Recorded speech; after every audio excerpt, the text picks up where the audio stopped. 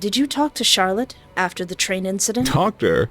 Oh, yes, I talked to her. And a few other things, too.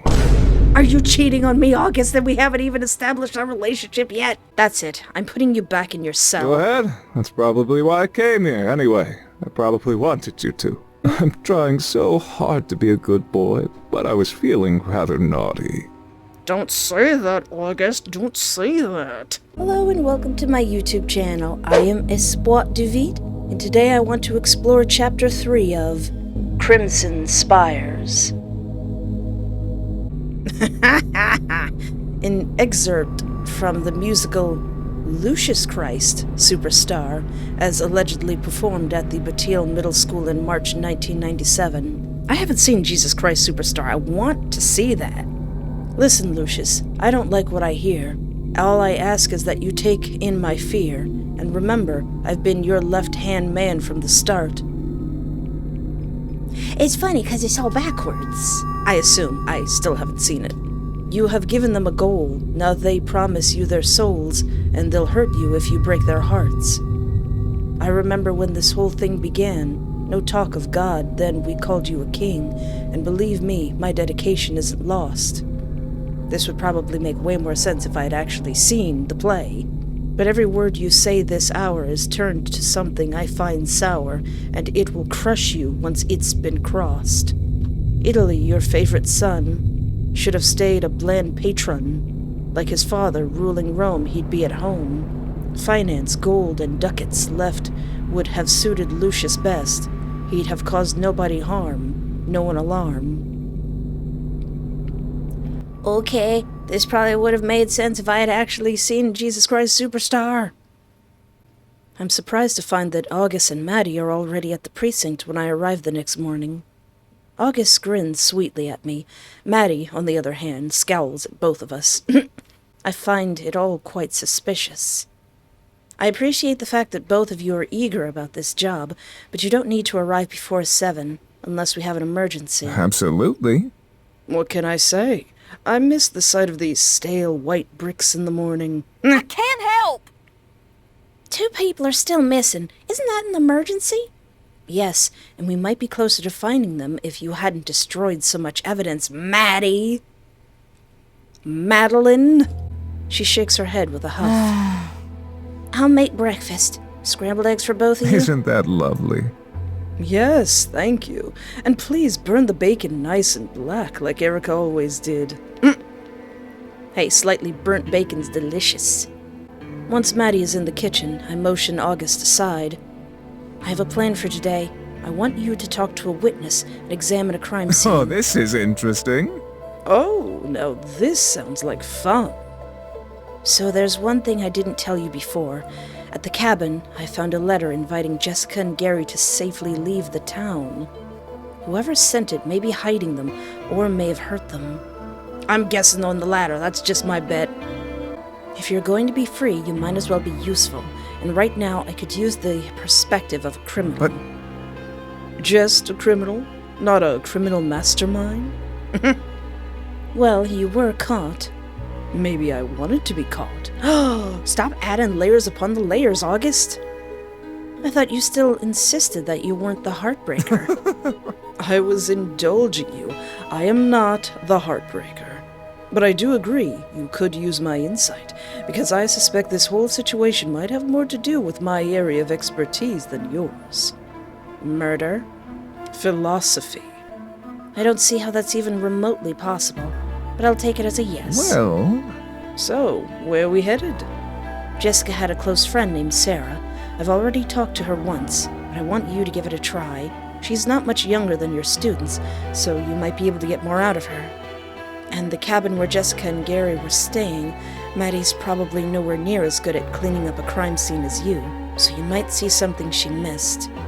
I'll do what I can. Can I see the letter you found? I hesitate. I've already sealed that letter in protective plastic and placed it in my vault, wary of who else might see it.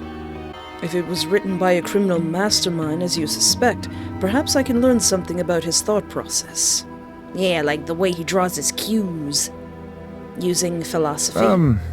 Using my general knowledge. One way or another, he has a point. Reluctantly, I retrieve the letter and give it to him. Careful. Of course. He takes a few minutes to read it over. I watch his expression, but can't interpret his reaction. I suppose. I take it you've already brushed for fingerprints. Yes, the only ones I found were Maddie's. Gosh darn it, Madeline, I'm not even a crime scene investigator and that makes me mad. Is that so? Well, that alone is quite telling. If Jessica received this letter, why wouldn't her fingerprints be on it? I know that. I yank the letter back in frustration, then lock it back in the vault. I can handle the police work. I wanted your take on the whole voice of the letter. Reductio ad absurdum. What? I think it was written by someone conceited and manipulative, but that could be anyone, including the Bataille Repatriation Society. Repatriation. Never heard that word before. Also, it sounds like it could be written by that lady. Sheriff? Breakfast? Maddie returns with 2 plates of eggs and bacon. The bacon is quite undercooked, which August notes by examining it with a look of disappointment. I can't believe you're letting a serial killer help you with this case over me. If there is a malicious criminal behind Jessica's disappearance, August might help us understand their intent. Actually, I'm not. Maddie ignores August as if he's not in the room. About that. Is it true you had a date with Julian Bataille last night? That's none of your business. And how did you find out anyway? I'm sure the whole town's talking about it. I might have let something slip. Not so sure. I don't think you should get close to Julian. Not like that. Not in this playthrough, Maddie. Jealous, are we? Huh? I respect the Batailles a great deal. I do. And no, I'm not interested in Julian that way. I'm not interested in any men that How way. interesting. Ah, now I see why you're immune to my charms. She's like, out of my face, man. I'm after that grumpy detective with a stick up her butt. Maddie takes a deep breath. To my surprise, I realize she's trembling. I'm not sure. Julian's a good friend. I just don't think he'd make a good boyfriend, I guess. That's all. Do you know something I don't, Maddie? Can Julian Bataille be abusive? I'm not sure. I don't know anything concrete. It's more just a feeling. Yeah, that guy seems to have a temper about him. She scratches her inner elbow where the bandage used to be. Thank you for the warning, but I can protect myself. I'm already suspicious of Julian and his entire family. The only reason I went on a date with him was to gather information. All I managed to do was confirm he's hiding something. Oh yeah, when she lied and said, oh yeah, we found some other prints there, and then he was like, what? And we were like, got him. Maybe. I believe you're wrong. I hope you're wrong. The Batailles are good people. I don't think the Batailles are good people. I don't know. Or, I don't know, maybe it'll turn out they are good, they're just all really eccentric. They're actually nice, totally not vampires.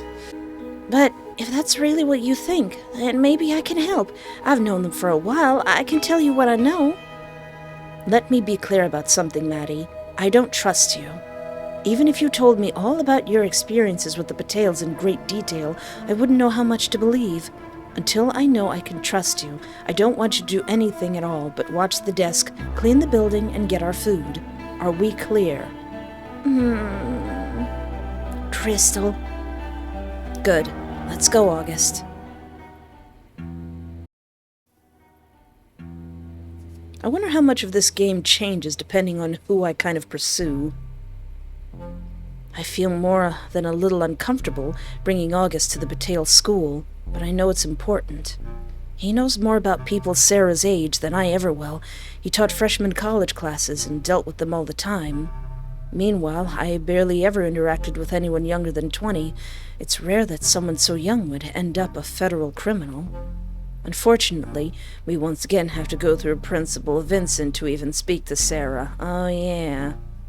How dare you bring this monster into my school, Sheriff Wright? Listen, You told us yourself that this man was the heartbreaker killer. Now you escort him into the only sanctuary the youth of Bataille can rely upon Life is irrational. 2 of your students disappeared a few days ago. And? This is no sanctuary. What is he doing here, Sheriff Wright? We want to talk to Sarah again. I won't expose one of my students to this monster. Then tell us what you know about Jessica Murdoch, Principal Vincent. What? I suppose. I expect that you don't want me around your student. That's fair. I've been accused of terrible crimes. I did not commit these crimes, of course. But how could you know that for sure? Get to the point, August. You don't want to let me see Sarah and ask her about Jessica? That's fine. Surely you can be just as informative. I can? She was one of your students, wasn't she? And you only have about 140 students here, right? She was exceptional. She stood out, challenging the status quo. Surely you knew Jessica well. Well, I don't really... Well... You teach English too, don't you? Surely she was one of your students. She was smart. She had to be in a class with one of the 2 qualified teachers in all of Bataille. August, are you doing a trickery? Are you doing a manipulative? It was a large class. You knew nothing about her? You couldn't help us answer a single question about her? I'm busy overseeing the school. Only 140 students, Principal. That's less than 2 lecture sessions for my undergrad class. What are you getting at? Do go on. Okay, tell me about Gary. What was Gary like? I didn't really have Gary in any of my classes, and... So tell me about Sarah Carpenter. Well, Sarah is a very well-behaved and well-liked young woman. She... Now what about Bobby Richardson? Oh, Bobby. Bobby is, well, if I remember right, Bobby Richardson is well-behaved and... I made him up. August, you cad! What? Are you paying attention? There is no Bobby Richardson. I should have let you dig your hole a little deeper, but I got excited. Well, just let us talk to Sarah. Visibly shaken, Principal Vincent hurries out of her own office. She doesn't even return with Sarah, instead letting the girl inside and staying out in the hall herself. Ha! Ha! Ha! Sheriff Wright, I already told you everything She stops short the second she sees August standing next to me. Oh, I know who you are. You're that man being held at the jail. Sarah, this is August Flynn. He's actually a professor of philosophy at Washington University in St. Louis. Finding Jessica is so important that I decided to let him out so he could help me. That is not precisely what happened, but close enough. What happened was you was getting drunk and you were bored and lonely. He leans in, staring Sarah right in the eyes. It's scary to me, knowing him and what he's done. Allegedly. But Sarah just seems a little puzzled by Please. it. Sarah, I need to know about the Bataille Bataille Reclamation Society. You mean the Repatriation Society? Did he do a trickery again? He said it wrong so that she would say it right, indicating that she knows what it is? Marvelous. Ha! August, stop. Or don't. Excellent. We've established that you have heard of it, and you neglected to mention it to my good friend Miss Wright the other day. I don't know what makes me bristle more. That he said we were good friends, or that he called me Miss Wright. That's Sheriff Wright. I am the law. But his ploy was remarkably effective, so I say nothing. Do you have an explanation for this? Sarah looks at him sheepishly. It's just something I overheard Jessica saying once. I asked her what it was, and she made me swear not to tell anyone what I heard. When someone is missing and might be in danger, your promises to them don't mean anything. Yes, they do. What if Jessica doesn't want to be found? I suppose. She has a point, Erika. I want to snap back at him, but I realize it's better to let him build a rapport with Sarah. He might get more out of her if I'm the bad cop.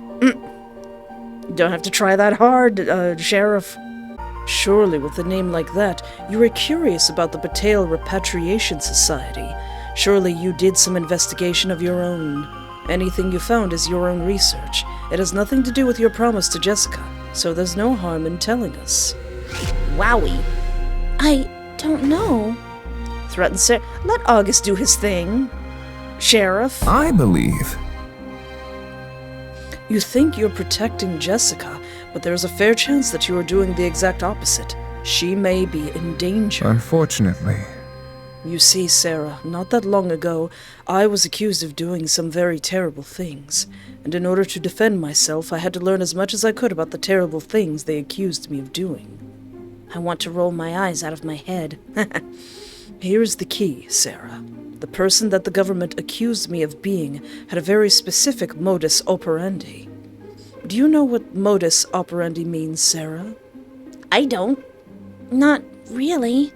Well, the simple definition is mode of operation, but it is more accurately translated as a boundary of work that will be done. This is an important distinction when dealing with crime. You see, the simple definition frames the decisions of the criminal as a choice, whereas the true definition correctly frames it as a limitation. A criminal like the Heartbreaker Killer does not choose how he kills his victims. He is compelled to work with certain boundaries, either by his own psyche or by the collective will of society. Where in the world are you going with this, August? Both me and Erika say in unison. A priori. A crime committed in broad daylight is a crime easily punished. The mores of society force crime into the shadows, as someone who wishes to hurt or kill another must lure their victim into these shadows. The Heartbreaker would identify his victims, find something they want, then lure them away from the light. I fear that the very same may have happened to your Jessica. This is a small town, full of prying eyes. Someone who wanted to hurt Jessica would have to compel her away from those eyes with the promise of something she wanted, like escaping the town. What if this is the goal of the so-called Bataille Repatriation Society? Oh, Sarah, you getting this? I'm shaking Sarah like, Sarah, do you get it? You really think Jessica might be in trouble? If I wanted to hurt Jessica, that would be how I would secret her away. Well, I did some research on my own. I asked around, just a bit. Didn't get anything concrete. But if they're connected to anyone, it's probably Freedom's Dawn. The survivalists? Look, I haven't had any trouble from them since the police uprising. If they go after anyone, it's probably me, the FBI agent who's suddenly their sheriff. Why would they target some high school girl? I'm just telling you what I heard. Don't be hasty. Listen to what Sarah is saying, Erika. Just because your preconceptions cause you to doubt her, that doesn't mean she's wrong. I'm not trying to protect Freedom's Dawn. If I'm being honest with both of you, they scare the crap out of me. What? Something that actually scares the unshakable Erika? In fact, I spent my first few years investigating groups like that. After Oklahoma City, they had us working overtime on them. That said, as far as I can tell, their members in Bataille are particularly the ones content to be cut off from the rest of the world by the contingency. Maybe that's just a cover. Seems strange you would be defending them. I'm not. It just seems mixed up, that's all. Still, thank you for your time, Sarah. This was helpful. I don't relish the idea, but it looks like I'll have to figure out how Freedom's Dawn fits into all of this. Do you think I was helpful, August? Absolutely. Of course you were, Sarah. Now, go back to class and we'll let you know if I need anything else. She gets up and leaves. I immediately turn to August and give him a look. How the heck did you get to be the good cop? I've been told that several of my students have developed a crush on me. Yeah, I can understand that. I suspect it is because I hold a position of authority. I treat them as equals, and I give them attention that is otherwise denied by others in their life who have similar or greater authority. You have to be kidding. You have me all wrong. Not that I would ever act on such a thing, but it is useful to know. You better not act on anything with Sarah. I wouldn't dare. Even if I was such a lecherous person, she's not my type. I prefer women my own age, and especially women in uniform. Oh no, that's Erika. It's me he's talking about.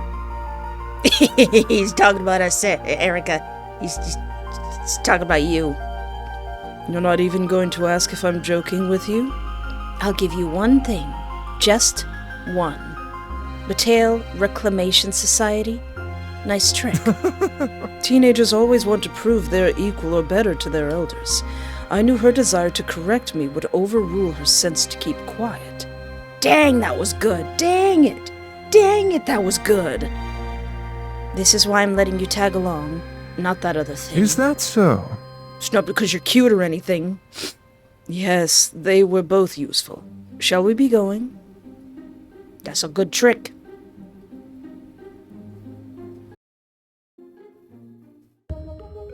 We arrive at the cabin, and I see that nothing on the exterior has changed.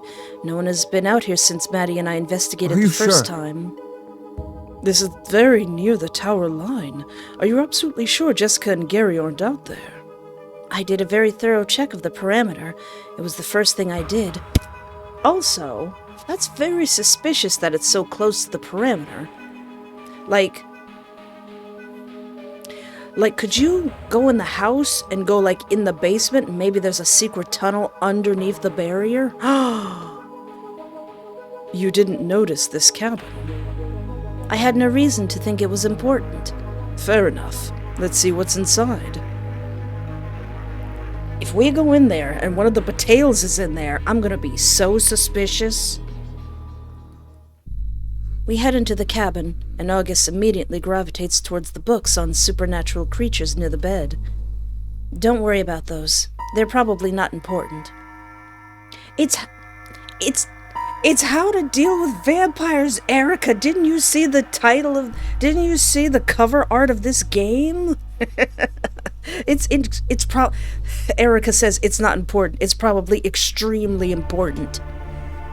Have you seen how small the Bataille branch of the library is? I'll take any book I can get. Even silly ones about vampires and werewolves? They're probably even published by the Weekly World News. Life is irrational. Sometimes there is truth to be found in the fantastical, Erika. Fine, but first we're here to have a look at the attic. That's where I found Maddie. She said she cleaned it up. You want me to find what she missed? Despite what you insist, covering up violent crime is not something I have a lot of experience in. Nevertheless, I will do my best. Hey, August, maybe you should look at those books. He heads into the attic, and I follow. I watch him as he examines the room, paying a good deal of attention to the roof on the left side. Take a look at this beam. What about it? It's chipped, ever so slightly. It's an old cabin. This is fresh damage, and note how the wood is a little bit rougher around the chip. You're stretching. Are you paying attention? This spot was scrubbed more than the rest of the beam, and the others were barely wiped down. What are you suggesting? I suspect there used to be a little bit of blood here, probably where someone hit their head or their arm based on the height. And Maddie scrubbed it away. That's all you've got? There are all sorts of ways this beam could have been damaged. But only one way it was damaged. I knew this would happen. What would happen? You can't stand not having anything to contribute. If you don't know something, you just make something up. What can I say? I like being useful. You like sounding smart. Use your brain. I will bet you that some kind of fight happened here, either between Jessica and Gary or involving some third party. What are we going to bet? I win, you have to cook me dinner. You win, I have to cook you dinner. Aw, that sounds like I lose either way. Like, I'm not going to eat anything you cook for me. How about if I win, you confess to the Heartbreaker murders? Even if I didn't commit them? Come on, August. It is actually tempting, because I find the possibility that you can prove a negative rather slight. But I must decline. I do not want to take on a bet if I cannot perform the conditions. Then you aren't very certain of your conclusions. I suppose. I'm certain that something happened up here that required cleanup, and I'm certain that the Batailles instructed Maddie to perform that cleanup. However, I admit I may have extrapolated a bit. Though you have to admit, it's strange she scrubbed that single chipped spot on the rafter until it was raw. It is worth considering. I believe that this is all I can divine from this cabin. Shall we get going? August, look at those books! Look at those books! Tell me how to defend myself against the vampires! Before we reached the doors of the precinct, my heart in my throat, I scanned the horizon, half expecting more towers to rise from the ground, or something even worse. Instead, I just see the normal hills and trees. Did that sound like a rifle to Guns you? aren't my forte. Maddie runs out of the precinct. Oh, good, you're back. Did you hear that sound? Yeah, what the heck? I'm not It deaf. didn't come from the woods. And I don't think there's much game to hunt anyway. I think it came from the train station. It's probably nothing, but I should check it out just in case. Oh, right. The train was supposed to come in today. Ooh. I'm coming with you. I'm coming too. I want to argue with the both of them, but I don't have the energy. Fine. Maddie, lock up the precinct. Then let's go. We find that a mob has surrounded the train. Bataille is a small town, but at least 100 people have gathered around the tracks today. A few people try to climb a supply car, while Bataille guards fight them off, but the biggest commotion surrounds a door from which supplies are unloaded. I glimpse Julian standing on a secluded section of the platform, watching a disturbance just a few feet away. Several of Julian's guards and twice as many townfolk struggle to take possession of a small shoebox. The shoebox with the letters. Make way! Coming through! I'm the sheriff! See my badge? I am the law! I yell and shove my way through the crowd, but my progress is slow. This is Sheriff Wright! Make way! I don't think anyone can hear my voice over the commotion. Is it bang bang time? As I try to push past one large man, he responds by shoving me to the ground. His blow takes me by surprise and knocks the wind out of me. Hey! Hands up! Aw, Maddie! I didn't know Maddie was so close to me, but she leaps towards the large man, startling him even more. That! Maddie sweeps her foot behind the man's legs while shoving his sternum. He topples backwards, taking someone else in the crowd with That's him. better. Get him, Maddie! Maddie's hand reaches towards mine. I've got your back, boss. Oh. I grip her hand in the state of disbelief as she pulls me to my feet. She seems so happy to have helped me. But. Okay, I like August, but that was pretty sick, Maddie. That was pretty sick. I guess you weren't kidding about that brown belt. Sure wasn't. I appreciate the help. Let's keep moving. As distrustful as I am with Maddie, I can't be mean to her. I realize that I've lost track of August, but I can't worry about that right now. After a lot more yelling and shoving, I finally reach the crowd fighting over the shoebox. Among them, I see Stacy? Oh yeah, 'cause she put a letter in the shoebox. She looks at me with a mixture of relief and embarrassment. Erika! Oh, thank God you're here. Oh, we have to get that box. Calm down. What's in that box? Something. It doesn't matter what, but something. It's a miracle. The box returned to us with something inside of it. It's just a letter from the janitor that throws out their letters every day. Stop putting junk in this box. The significance of what has happened starts to dawn on me, but I don't have time to dwell on it now. A man exchanges blows with one of the Bataille guards. Afterwards, the townsperson finally manages to rip the box from the guard's grip. The guard lifts his gun and fires. So it's just a shoebox. It's just a shoebox that they snuck on there. It's not supplies or anything. But then again, it could be something dangerous to the town. So that's why the guards would probably not want just any random person to have whatever came back in it. Because I was thinking, why are they... It's just a shoebox. Open it. See, okay, that's either some cake or a bomb. And just let them have the box. But why are the Batailles also protecting the shoebox? Do they know about the shoebox? Oh yeah, there's commotion. The noise rattles my head and explodes stars in my vision. I also glimpse a splash of blood. The crowd ebbs back. The man who grabbed the shoebox is lying on the ground. blood streaming from his shoulder. The shoebox falls from his grip. It breaks open. A piece of paper flutters out. There! Grab it! Everyone stop! No one listens. Everyone's attention locks on the lone piece of fluttering paper. Everyone tries to grab it, even me. I see a dark blur on the edge of my vision. Moving faster than I can comprehend, someone else snatches the paper and pulls it back from the crowd. It's Charlotte Bataille. Aw, man, of all the people! Of all the people! I don't even know where she came from, but now that she's here, she captures everyone's attention. She holds the letter high and saunters back and forth on the platform. Settle down, folks. No need to worry. I've secured the letter. I like your hat. I like your hat, Charlotte. That's a nice hat. That's a cute hat. If you keep fighting over this, you'll rip it to shreds. Then everyone loses. Everyone stops to watch Charlotte with bated breath, and both grateful that Charlotte has managed to calm everyone, and flustered that she managed to do what I could not. Charlotte Bataille, I need you to explain what's happening here. Oh, is that you, Sheriff? What a convenient time for you to arrive.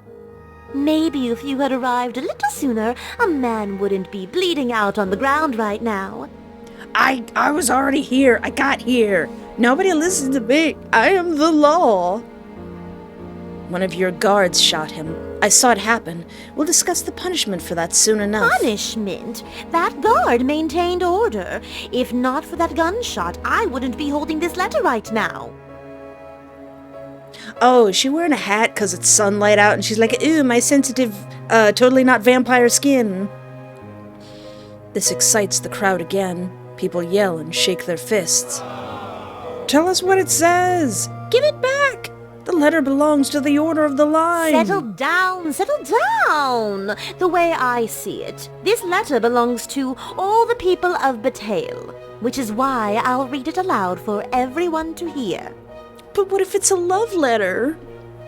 Charlotte, wait! The crowd yells and boos as I step forward to confront Charlotte. We don't know where that letter really came from. We shouldn't read it until we can confirm it's not a prank. A prank? I don't see how that's possible. It was on the train when it returned from beyond the perimeter, Sheriff. These good townsfolk saw it unloaded with their very own eyes. Nothing comes back after crossing the perimeter. That's impossible. No one knows the difference between possible and impossible, Sheriff. Not anymore. Mm-hmm.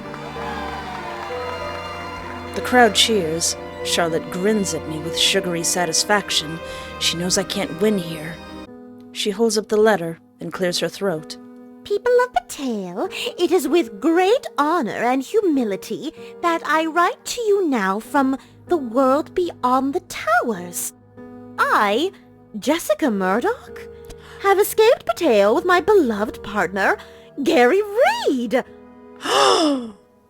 Gasps sweep across the crowd. My heart freezes in my chest. I have sworn an oath not to explain how I achieved liberation, nor what I know of the world outside Bataille. This could be a trick. This could be a trickery to get us off the case. But I can tell you this. It is all thanks to the Bataille Repatriation Society. I received this great blessing by following their instructions. Perhaps if you are deemed worthy, you can receive the same blessing. I don't trust that.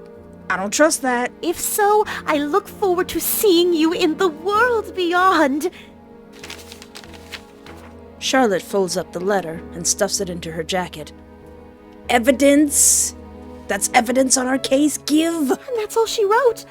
How wonderful! Let's celebrate Bataille. Jessica and Gary have repatriated. I don't trust that. Charlotte turns on her heel and saunters away. She disappears inside the train station building. So it's true. It is possible to escape the towers. The crowd breaks into cheers. My stomach squeezes into a fist. I think for the first and only time in this game, I fully agree with Erika. That's a red herring. No, it isn't, Stacy. We still need to confirm the source of that. Repatriate! Repatriate! Listen here, Stacy. Repatriate. Repatriate. Repatriate. Repatriate. It's a trick. It's a trick. Ah! And then watch me and Erika be completely proven wrong and everything's fine. We find Jessica and she's like, oh yeah, I totally wrote that letter. I don't know who started the chant, but it's growing, spreading through the crowd. Gosh darn it, Stacy. No, please, listen to me. Nothing has changed. These towers will slaughter anyone who tries to walk past until it can confirm that letter's origins. Repatriate! Repatriate! Repatriate! My voice is lost completely. The people are celebrating, and they don't want to listen. Where's August? Where's August? I feel panic rising in my gut. This reminds me of what happened a few months ago to the cops who thought they could leave. I don't have time to dwell on that awful memory, because I see Julian and his guards loading the wounded man onto a stretcher. I hurry towards them. Where are you taking this man? To receive medical care, of course. I feel like there's something off about Julian. He's fidgety and hyper-alert. His eyes blaze more intensely than usual. Over here standing in the shadows. I'll handle this. He should see Nurse Kathleen. You want to put him in her joke of a hospital? That building still reeks of the animals it sheltered before she took ownership. Ooh. No. We'll take him to the mansion and call for Nurse Kathleen from there. I can't allow you to do that. My hand moves to my gun. Julian and all of his guards stop moving to watch me closely. Really? I beg to differ. I think the easiest thing for you to do right now would be to drop this whole issue and return to the police station. You're not making yourself any less sus. The same guard who shot the civilian now has his hand around his gun. Despite myself, I'm scared. I'm outnumbered here. If this came to a fight, there's no way I'd win. Someone steps up beside me. To my surprise, it's Maddie. She's trembling, but her eyes burn with resolve. Julian, this is the sheriff you're talking to. I am the law. I'm well aware of that, Madeline. I'm also aware that the title of sheriff only contains so much power as the people deign to give it. I strongly advise you not put that power to the test. He leans a little closer to me, lowering his voice. Erika, I know you only want to help, and I appreciate that, I do.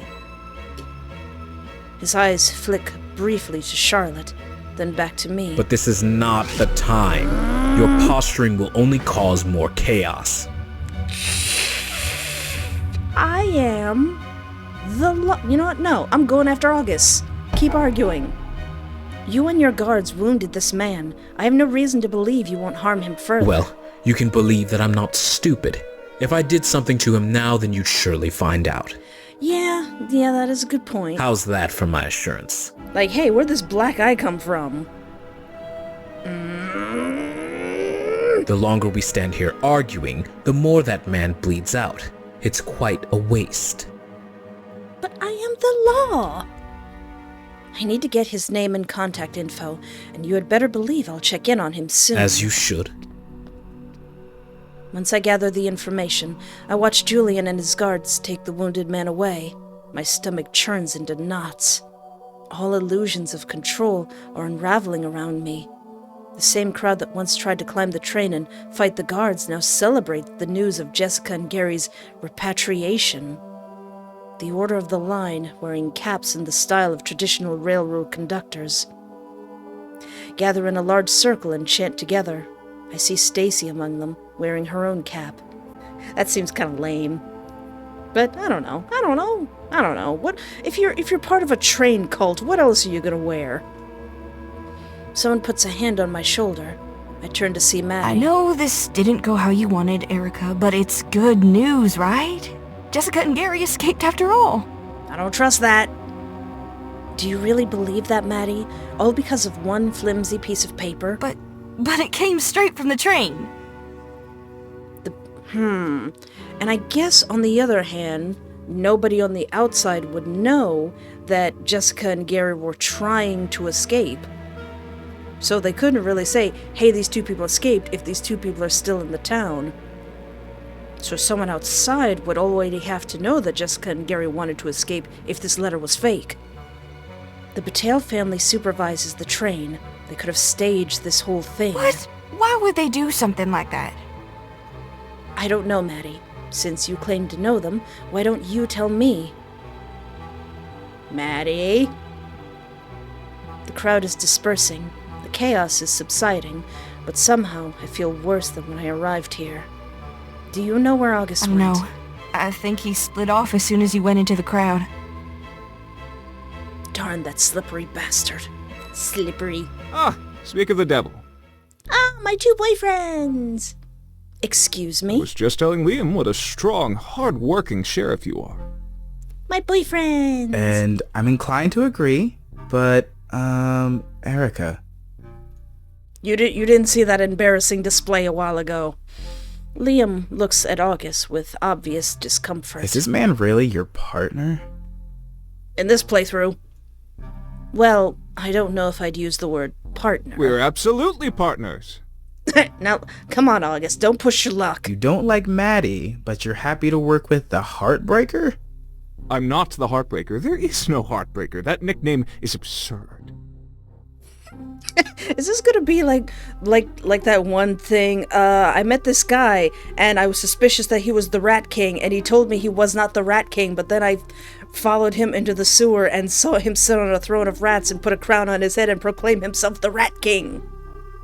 August, if I get through this game, and you actually are the Heartbreaker, I am going to be very disappointed. Drop it. This is not the time. That hoodie! I just noticed he's got that 90s hoodie. You from the 90s, Liam? Do either of you have any idea what just happened on that platform? I heard Charlotte giving a speech. Was it important? She claims a letter arrived with the train just now. Arrived? Supposedly, it traveled here from the outside world. Oh, are you serious? That's amazing. But why do you say claimed? Did you see it? I glimpsed it. Charlotte read it to everyone. That's great news. But I never got the chance to examine the letter myself. It could be fake, planted to derail my investigation. Maybe I can help. I can talk to Charlotte about the letter for you. Maybe retrieve it. Thank you, Liam. Please don't betray me. I'm gonna be also heartbroken if Liam betrays me. I'd appreciate that, but I'd also like to investigate the train car in which the letter arrived. Well, for security reasons, that's impossible. I'm the sheriff. I am the law. I need to wear a fake badge whenever I play this game so I can just go, look at it, it's my badge, I'm the sheriff. Yes, but there are rules. Julian, well... I glance at August, curious what he thinks of all this, but he's staring into space, deathly pale. August, are you all right? August? August isn't talking! Everybody calm down. This is like when Spider-Man stops joking. What's going on? I was wondering if everything is okay. Oh, I'm fine. August? You better not be thinking heartbreaker thoughts. I don't think I've ever heard him lie so badly before. I'll talk to Charlotte myself.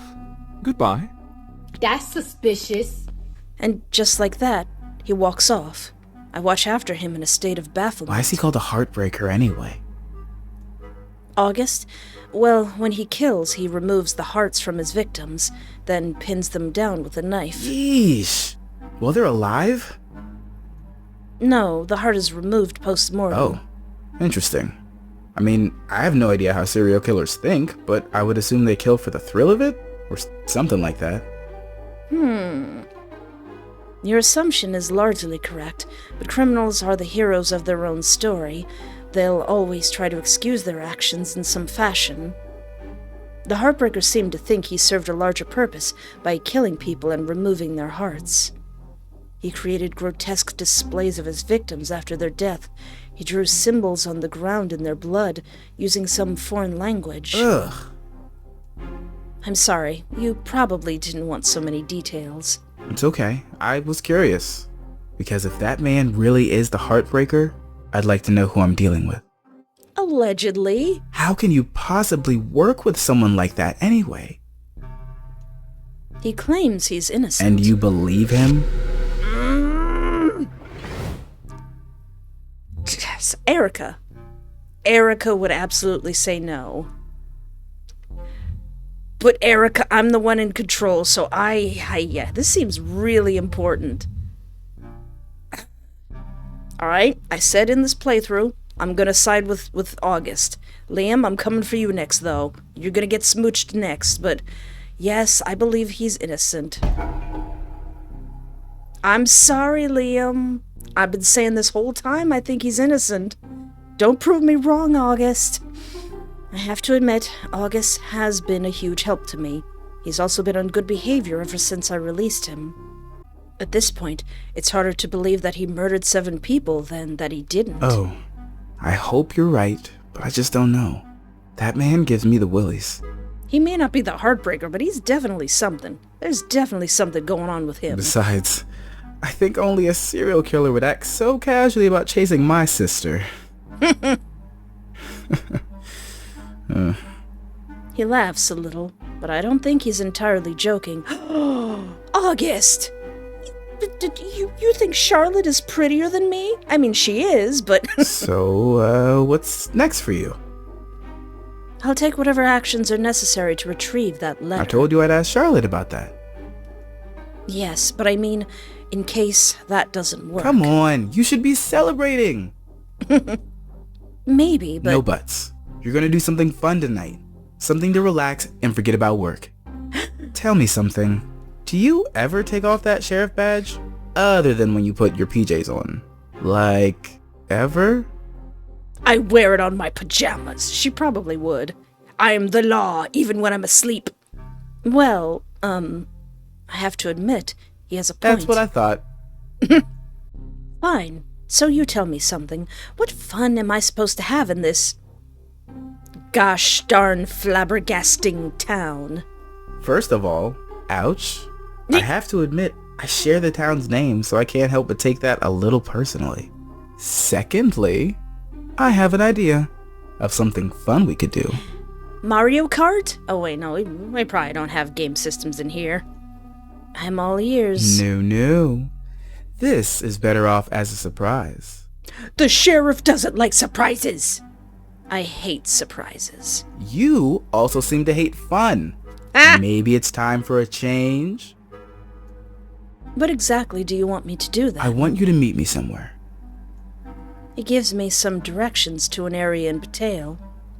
What's in that area other than a few abandoned buildings? I guess you'll just have to come find out. Sweet Liam. I want to smooch him.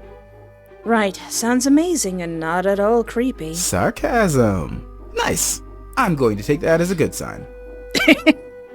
Behind me, the crowd is dispersing, but I still occasionally hear the word repatriation shouted to the sky. Listen, I should get back to work. So should I. But then we're both going to relax. See you there at 8 o'clock? Fine. We're gonna go on a date with Liam? I make my way through the dispersing crowd until I found Maddie. Erika! There you are. Is something wrong? Of course something's wrong. Based on a flimsy piece of paper I didn't get to examine, people have hope that they can leave town again. Is hope such a bad thing? Oh, I like the way she said that. It is when it results in heads literally exploding. So, I guess this means you're not ready to close the case? Why do you want me to close the case, Maddie? You're darn right I'm not. Good. Yeah, Maddie's like, let's get him. Her response surprises me. You're not going to try to talk me out of it? Well, I do think it'd be nice to celebrate a little. I want to believe that Jessica and Gary really are safe somewhere out there. But I also want to keep working the case with you. I'm afraid you'll fire me once it's over. No, Maddie, I love your undercooked bacon. Actually, no, I hate undercooked bacon. I study Maddie for a moment. She proved useful today, and she sounds sincere, but I have to remember how all this started. Maddie will be helpful. Maddie gets head pats and hand holdings. I appreciated your help today. As long as you don't make another mistake like the one in the I cabin. really don't know what came over me that day. I'll keep doing better, I swear. Maybe, Erika, we should have read those books on vampires to see if they have that thrall thing, and maybe Maddie was controlled because she had a vampire bite somewhere. Good, because if that's true, I could really use the help. No shit. Your partner is an accused murderer. If I can't rise above that bar, then we're all in trouble. Allegedly. Maddie falls silent for a moment. For some reason, she looks down at her elbow and touches it gently. I remember how her elbow was bandaged when she first came to the precinct. Is something wrong? Is there possibly a vampire bite there that you were being controlled with? No. Yes. I want to talk to you about something. Something I've been thinking. Do you know something about Jessica and Gary? No. I guess it's more about me. But it might be important. Maybe. Unless I'm just imagining things. You're not making a very strong case. I know, I'm sorry. I don't want to waste your time. Look, I'm still on the job. We need to make sure that none of these happy idiots feel inspired to cross the towers. Understand? I'm going to patrol the perimeter, and if you really want to help, you should Okay, too. I will. Maybe we can talk after that. Really? Oh, I'm supposed to meet Liam around 8. I might not have time after. You're meeting Liam? I thought you were dating Julian. That was just an info thing. I'm not dating either of them. I'm using whatever chance I can get to get information from them. Good. Then I can wait until you get back from your meeting. Oh, Maddie Pooh, Madeline. Fine, I'll meet you back at the precinct later tonight. Then we'll talk. Sounds good. Maddie's cute as a button. Don't betray me, Maddie. Don't betray me. Before the workday's over, I need to follow up on one more lead, Freedom's Dawn. Sarah thought they might be connected to the Bataille Repatriation Society. Whether Jessica and Gary repatriated or not, I need to look into how Freedom's Dawn might be connected to their disappearance. Up until now, I've avoided the members of Freedom's Dawn at any cost.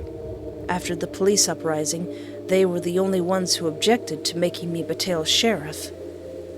It didn't matter to the Freedom's Dawn that I was the only qualified person left. I was an outsider. Worse, I was a Fed.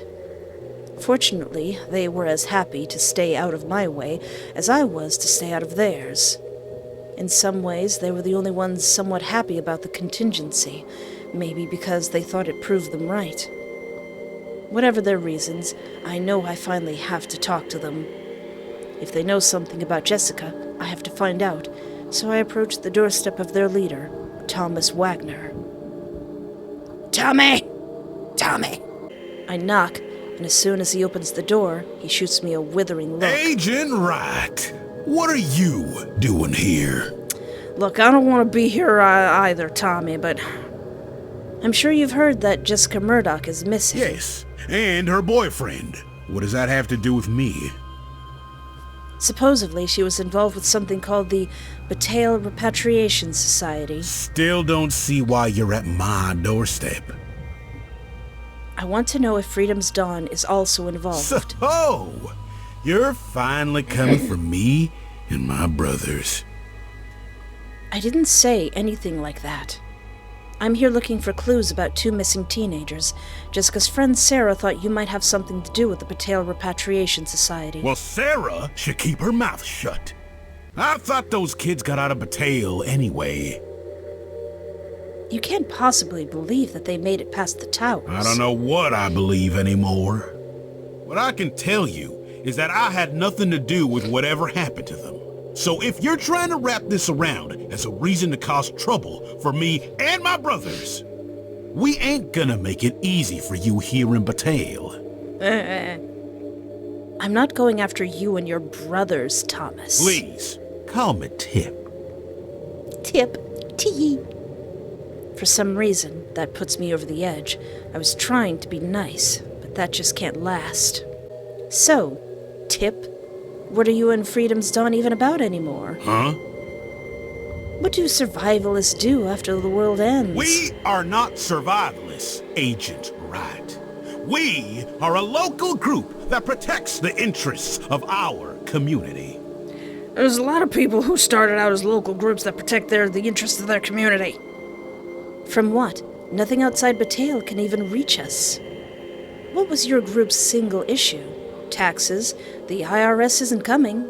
Guns, you have what's here in the city, but no more are coming or being taken by anyone. Chemtrails, even planes don't fly over Bataille anymore. So what are you so worried about? Yeah. We're worried about you, Agent Wright. Your illegal and unprecedented takeover of local law enforcement. You guys don't seem the type to have worried about law enforcement before. Local law enforcement went and blew themselves up like idiots. His stare tells me that maybe I've gone too far. Look, if there was a way for me to leave Bataille and leave you alone forever, I'd do it in a heartbeat. You have no reason to be scared of me. I mean, look how cute I am. Look how absolutely kawaii I am. We're not scared of you, Agent Wright. We know what we can do about you if we have to. Maddie? Maddie, help!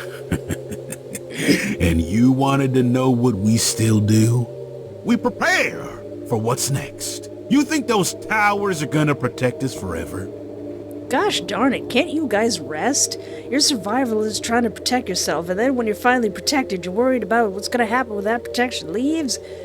Chill, guys, have a margarita or something. One day, they'll go dark.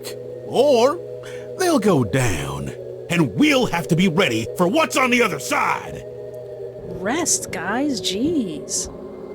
What do you think that is? The feds. Your people. What else would require this level of protection? I disagree that the towers are protecting us, but... You have no idea what you're talking about. She kinda doesn't. The last 20 years, you monsters have been waging a war against Bataille and all sorts of towns like it. Now your people can't touch us. Can't turn us into whatever it is you think we're supposed to be. And I bet they're furious. Erika, Sheriff, I don't think we're gonna get anything out of this guy. I think we should take our boots and leave. I won't even begin to speculate on what's happening outside the towers, but I doubt anyone in Washington is particularly angry that they can't meddle with Bataille, Missouri right now. Seems I know our government better than you do. Not surprising. This isn't going anywhere. Let me just ask you point blank. Do you know anything about the Bataille Repatriation Society? No. Now will you leave me alone? Yes, bye. With pleasure. Let's get out of here.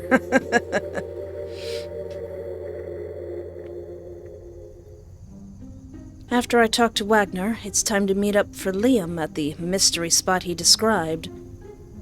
Whenever I walked by this area in the past, it looked like a dump. I didn't give it a second thought. Now a spark of life has returned to the place. Cheerful lights form a ring around the field. A young man attends the concession stand. The smell of popcorn brushes my nose. Is this one of those,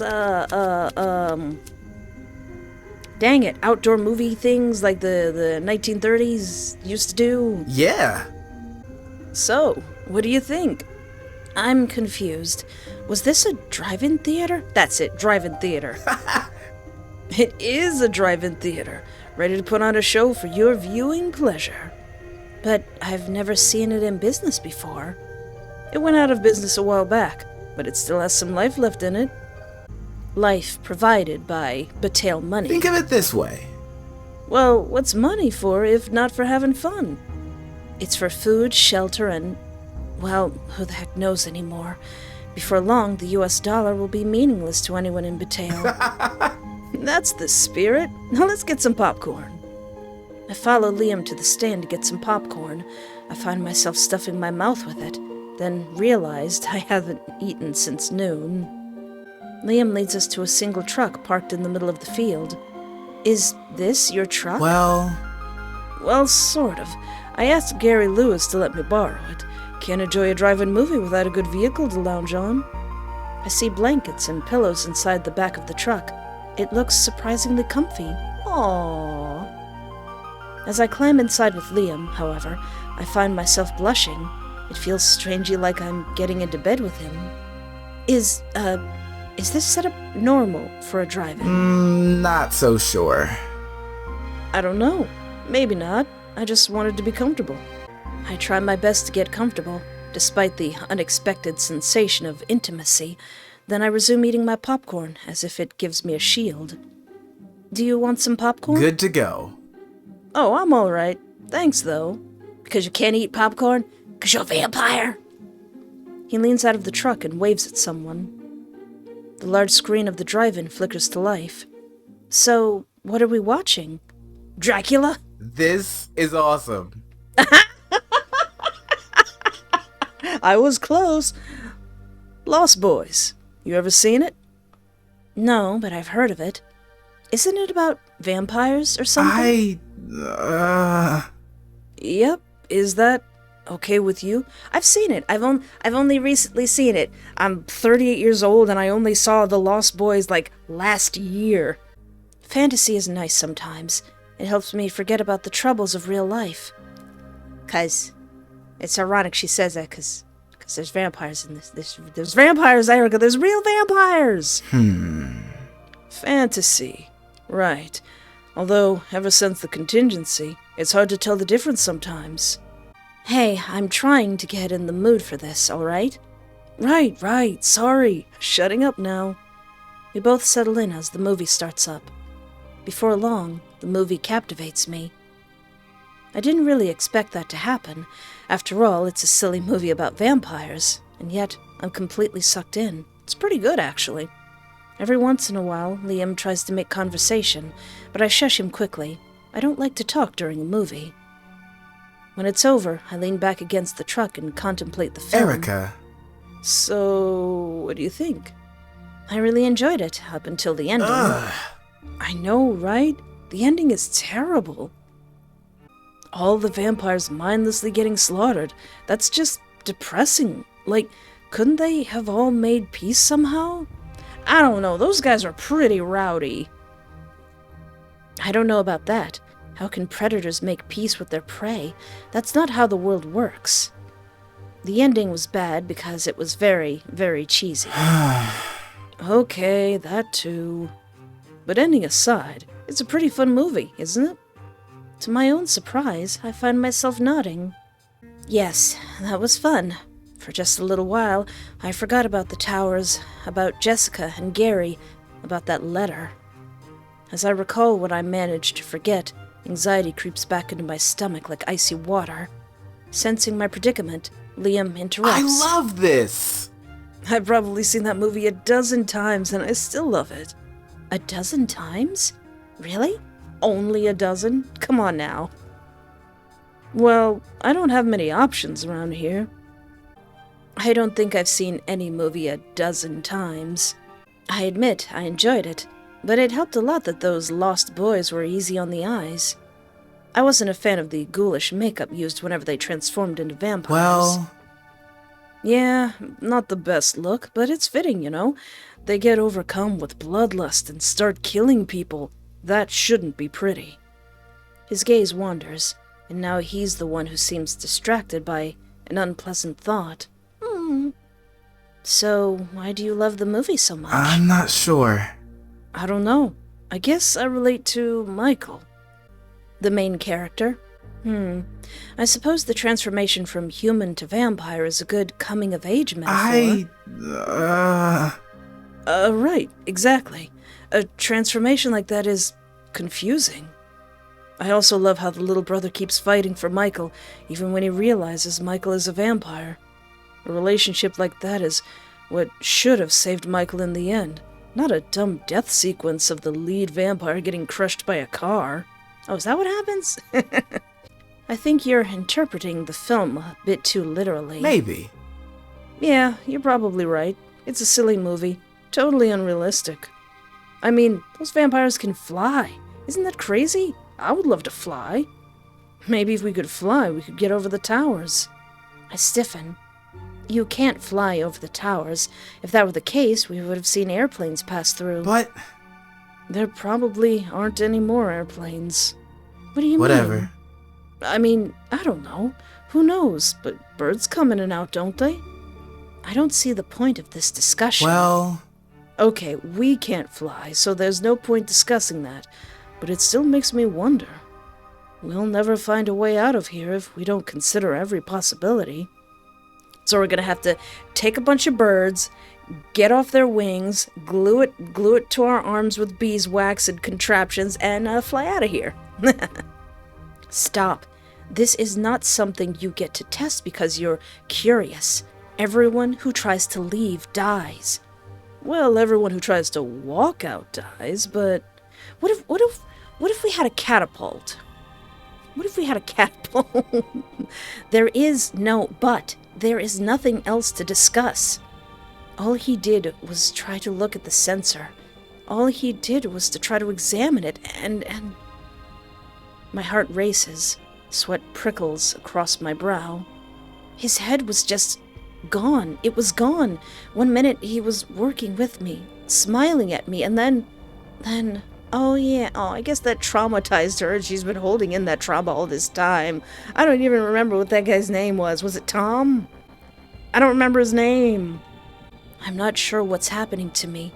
I feel as if I'm back there, on the night of the contingency, watching Jones approach the tower. Jones, that's what it was. Erika! I'm sorry. There is no sorry. There's no regret. It's not a matter of trial and error. You try to leave and you die.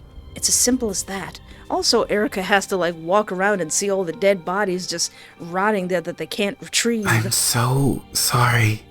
I'm really sorry I brought it up. Sheriff Miller thought he could leave. He thought he could blow up the tower. He convinced all the other police officers to help him. I tried to stop them. I tried to talk them out of it. But then they all died too. Tears run down my cheeks. I can't stop them. The grief washes over me in an unstoppable way. Please. It wasn't your fault. You did everything you could. But people still don't understand. People still try to leave, and then I find their headless corpses at the perimeter. Do you ever look at the town sign near the edge of town? The one that lists our population? Not really. No. Well, I do. I update the population number when people in this town die. The population used to be 729. Now it's 656. That's because people still try to leave. He stays silent, and I'm glad. I don't want to argue about this. I don't want him to tell me everything is all right. I want him to accept the truth, as I have. He leans towards me, his eyes gentle, querying. He seems to silently ask whether I want a hug. Now, absolutely I would want a hug, but I'm gonna wait till I actually start pursuing him, so no, I'm good. I am the stone cold Erika. I am the law. I don't need a hug. I'm sorry, Liam. Not this playthrough. I lean back into the cushions of the truck bed. I stare into the night and try to get my head back on straight. Erika! I really appreciate the work that you do. I know it's hard. I just want you to know you're appreciated. More tears try to escape my eyes. I blink until my eyelids push them back. We sit in a long, hollow silence until I can see clearly again. Don't worry. I won't do anything stupid. I want to understand the towers, but only because I want to keep this town safe, like you do. Besides, I like it here in Bataille. My family's here. The mansion, my books, and my tools are all here, and so are you. I'm in no hurry to leave any of that behind. The warmth of his voice surprises me. It's hard for me to imagine that anyone would be content to stay here. I check my pocket watch. Merde, this took too long. I'm supposed to meet Maddie back at the precinct. Oh no. Oh, you need a ride? No, I'm used to walking these days. Whatever. It just seems like you're in a hurry. I'll be fine. Anyway, this was nice. I enjoyed the movie. But now I have to get back to work. Puts the badge back on. I start to walk away. Hey! Erika, don't work too hard, okay? And if you ever want to take a break... I glanced back long enough to give him a parting wave. I know who to call. Erika had a good time. Aww. When I reach the precinct, I find that most of the lights are turned off. I don't see Maddie anywhere. I wonder whether she left me a note, so I turn the light back on. Is she planning a surprise party? Then jump with surprise and reach for my gun, because someone is sitting at my desk. August? His face is flushed, his eyes glazed over. A half-empty bottle of bourbon sits on the desk next to him. Alright, it's not a surprise party, but it's a drunk August. Why, hello there, Sheriff Wright. What are you doing here, August? Contemplating the complexities of the universe. Or perhaps the lack thereof. You're drunk. Not drunk enough. I don't know, you seem pretty drunk. He takes another swig from the bottle. Belatedly, I see a large sledgehammer on the floor next to him. I reach for my gun again. What the heck is that? I tried to break the ceiling.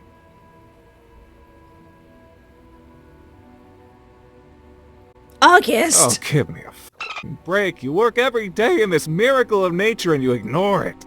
Before the contingency, people say this was a simple, one-story building with a handful of rooms. Now it looks like a skyscraper from the outside, but on the inside it looks like it always did before. And no one can get to the upper floors.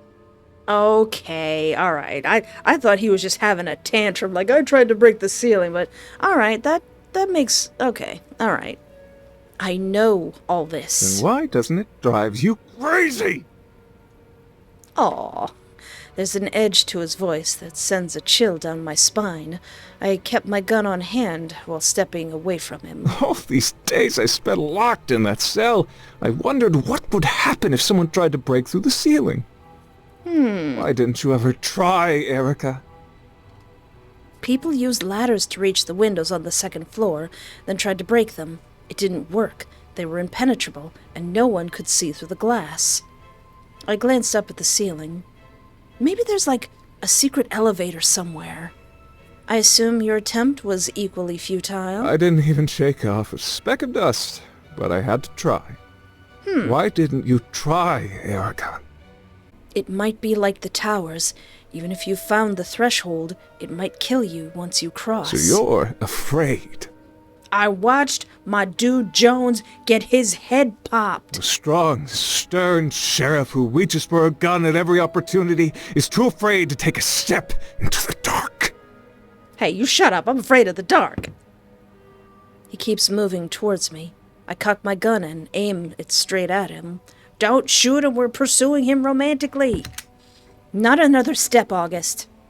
He grins at me, then takes another step. Blow! That's it. Show's over. Movie's over. Roll the credits. I aim for the ceiling and fire.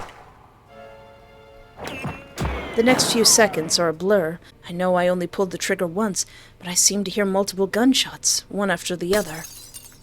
Based on the sounds of shattering, I must have broken quite a few items with my frantic stunt.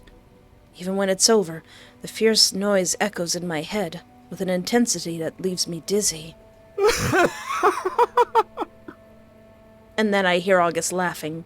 Shut up! Nice try, Sheriff. A noble effort indeed. I follow his gaze around the office. I know I aimed at the ceiling, but it seems that the bullet I fired struck everywhere except the ceiling. It ricocheted? Such powerful deduction, too. What an amazing sheriff. That's it. I'm putting you back in your cell. Go ahead. That's probably why I came here, anyway. I probably wanted you to. My stomach clenches into a fist. You wanted me to? I'm trying so hard to be a good boy, but I was feeling rather naughty. Don't say that, August. Don't say that. Be straight with me, August. What are you saying? You know what I'm saying. I don't know what you're saying, August. Unless you're going to do something unbeknownst to me. Tee-hee-hee. But Maddie's on her way and she's going to punch you. He heaves a sigh and returns to the bottle of bourbon. Put me up for the night. I'll just ask Charlotte to get me out in the morning. I recall that when I saw him last, he went looking for Charlotte. Did you talk to Charlotte after the train incident? Talked to her? Oh, yes, I talked to her. And a few other things, too. Are you cheating on me, August, that we haven't even established our relationship yet? Oh, so I guess the two of you are. He laughs harder. Erika, you're blushing. Oh, it's adorable. Such a lovely shade of pink. Oh, no, I'm not sleeping with Charlotte. Not yet. And I'm not sure I want it to go that far. Yeah, 'cause I'm the one pursuing you romantically. Standards are quite low, you know. I'm quite sure she f***s her own brother. What? Liam? Ugh. Nope. Julian. Alright. Is that what's bothering you right now? Everything about Charlotte bothers me. And it should bother you, too. She's got this entire town wrapped around her pinky finger, like a strand of her beautiful hair. I think she might even be responsible for it. She bothers me, Erika. She bothers me very much. A long, uncomfortable silence follows his words, until finally... Are you going to lock me up or not? Well, that's what you want. Let him lock him up, let him go. He likes when I lock him up? Alright, that's what you like, that's what you want, alright, okay. I was gonna let you go, but I got the little August like that, so, okay. Walk into that cell. Do it now. Do you just like strong women in a uniform pointing a gun at you, August? Well, what? I could put up a fight. We could wrestle a little while, might be fun. Oh no, August, oh no. Or I could skip the wrestling and shoot you in the leg. I do believe that you would. Don't worry, I was only kidding. Just having a little laugh. I'm counting to 0. 3, 2... I'm going. You wanted to go! He skips his way to the cell, and I follow closely behind. As soon as he's inside, I shut the door and lock it. I don't really want to be in here again. But you liked it! No reason to worry, right? Charlotte will just let you out later. I don't want to talk to Charlotte. Please, Erika, I didn't mean it. I don't want to stay in here. Sir! It's too late. You're acting an awful lot like the Heartbreaker right now. Don't call me that fucking name!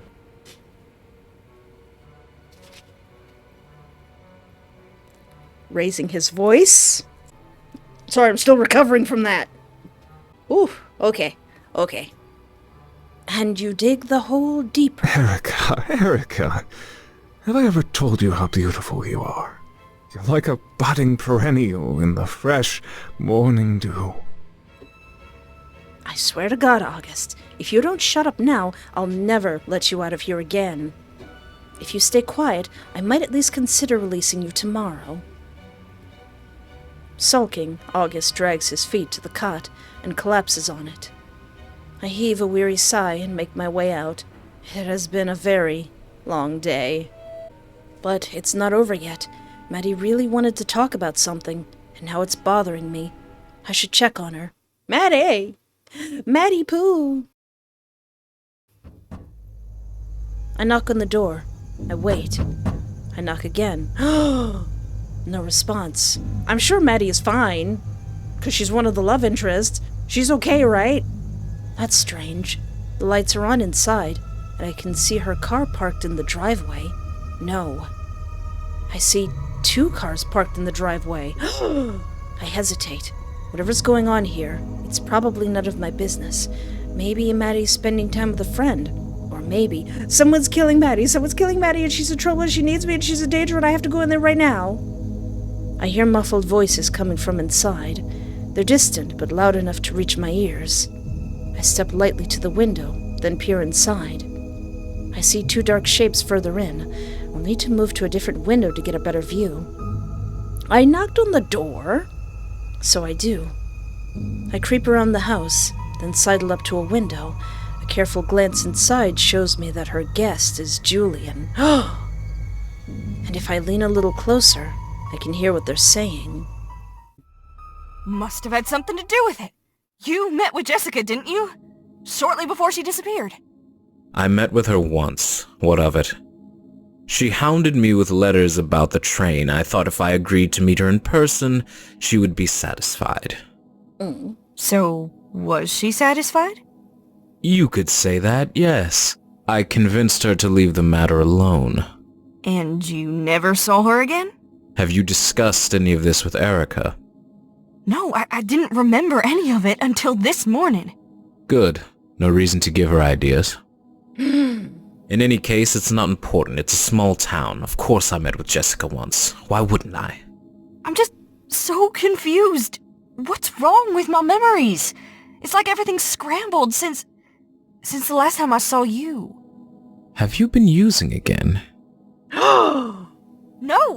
No, of course not. Then why did I find these in your kitchen? He pulls out a vial of liquid and a syringe. No, you didn't. I don't know where you got those. Julian seems to hesitate. You're a strong girl, Maddie. You broke the habit once, and I admire you for that. I'd prefer to keep your head clear. Things would be so much easier that way. Your behavior in the cabin was sloppy. My behavior in the cabin? What are you talking about? Never mind. You're too honest for your own good, Madeline. The more I play this, the less I like Julian. I need you to explain this, Julian. Why did I clean up that cabin? Do you know why? Look into my eyes, Maddie. She stares Do at you him. trust me? Not really, no. Fine. Let me rephrase. I helped you once. Isn't that true? Yes. I'll never forget that. You gave me a job when no one else would. If it wasn't for you. Good. He moves a little closer to Maddie. He reaches up to brush some hair from her face. I know Maddie once said she wasn't attracted to Julian, or interested in men in general, but now she leans towards his touch, like she could melt into his arms. He's using the glamour. So now you'll help me. I'd like to help, yes? Good. Then you'll keep working for Erika and ensure she stops looking for Jessica and Gary. I don't know. Erika thinks the letter might be fake. She thinks maybe... You'll convince her otherwise. You'll find a reason for her to believe that letter is real, won't you? I hear a note of determination return to Maddie's voice. Only if that's the truth. Fine. Let me see your arm. I told you I'm not using! I haven't since... Also, that's an awful place to leave a vampire mark. Someone will clearly see it. Like, hey, this doesn't look like a mosquito bite. His fingers trail down her arm, almost like a caress at first. Her voice goes soft as he leans down to examine her inner elbow. Julian opens his mouth slightly. I see the bright flash of his sharp teeth right before. They sink into Maddie's arm. She flinches, but only for a moment.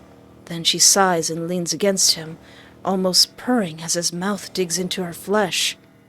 For a moment, I feel almost as transfixed as Maddie. I can't process what I'm seeing. This isn't the behavior of two lovers.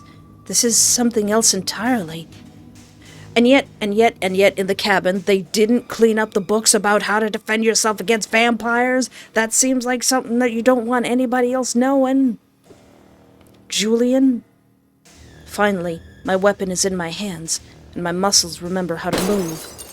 My first shot smashes the window, then I rush through the opening, not caring whether shards of glass cut me on the way. As soon as I'm through the broken glass, I train my gun on Julian. You in here biting people? Step away from her. Now. He's already released her. His red eyes gape wide at me, his mouth still glistening with her blood. Then I see a blur. Nothing more. I'm not sure how else to describe it. He moves so quickly I hear the door slam before I see him walk through it. Cool. I hear his car rev up, and then the squeal of his tires as he races away. Maddie collapses on the couch, her eyes glazed over. Blood still pours from the open wound on her arm. What happened? Aw, leave Maddie alone. Julian, he bit your arm, and I think he drank. Witness Julian's true... something. I can't bring myself to say it aloud. Is that you, Erika? Oh, I feel dizzy. Oh, Madeline. She acts like she's drugged. I see the vial of heroin Julian left on the table, but I know she didn't use any. Do you have any bandages? Bandages? I don't have any. Where's your bathroom? She points down the hall, then falls further back on the couch. I'm sorry. I'm really tired. Thank God. She falls asleep before she can finish the sentence. Maddie! I find something to wrap Maddie's wound, and I tend to it while she's sleeping. It's a good thing we saw the vampirism happening, because otherwise we would think that Maddie was on drugs. She's a good 90s kid. She says no to drugs. I remember the wound on her arm when she first came to the precinct, and I know that this isn't the first time this happened to her. I don't know how to process any of this right now. All I know is that I've had a very long day, and I'm not going to leave Maddie alone here tonight. So I settle on the couch, racing away from my own thoughts, until I fall asleep next to her. Of course, I'm going to keep this going, and the next episode will be Chapter 4. But now we have absolute confirmation there's vampires, if the title screen didn't already make that clear. But there's more mysteries afoot. The biggest mystery of all. Does August like me, or does he like Charlotte? But anyway, let me know what you think of these predicaments of this game. I would love to hear your thoughts in the comments. And don't forget to like, subscribe, or interact in any way that's comfortable for you, because it really does help my channel. Like really, it makes the big YouTube people think that my channel is worth showing to more people, and I really appreciate that. But until next time, thank you so much for hanging out with me. Take care of yourself, have a great night, and remember, there is always hope.